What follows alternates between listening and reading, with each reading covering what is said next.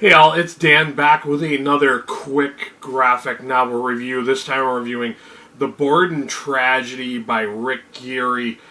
Now, I wanted to do a review of this. I've mentioned in the past other true crime graphic novels by Rick Geary, but this one I think is a pretty popular case. I mean, everybody knows Lizzie Borden.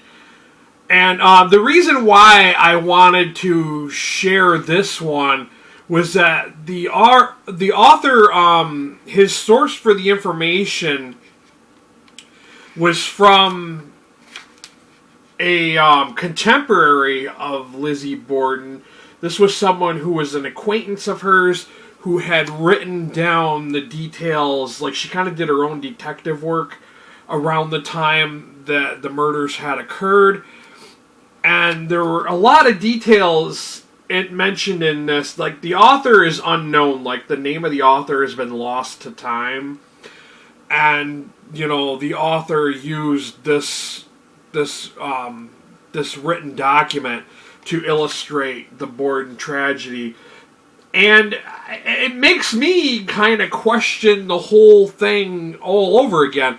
I've seen movies about the Borden tragedy. I've heard podcasts about it, but this is kind of like new information for me, and it really kind of makes me wonder that maybe Lizzie Borden didn't do it, and if she did do it, then she had to have done it with somebody else. Like, maybe she was working along with somebody, maybe she paid somebody to do it, because like the whole thing with her family having been robbed a few days before, and just like different little things. And there was like a guy who was seen loitering or hanging out around the front of their house, and yeah, so it makes me wonder if she like hired somebody to kill her stepmother and her father, or if, because there's no way she did it. She was seen by witnesses like outside in the yard, and like seen shortly after the murders, and she had not a speck of blood on her, so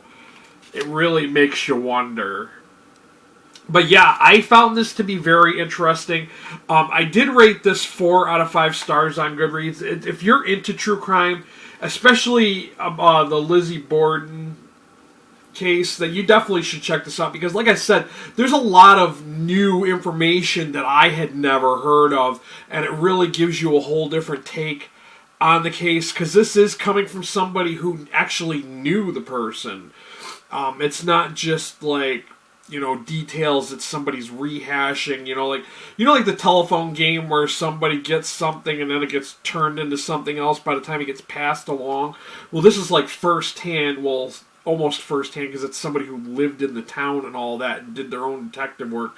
So yeah, that's why I'm going to say that this is a really good source of information. Even if you're somebody who's not into comics, if you're someone who's just into true crime, this is really worth picking up and reading and checking out.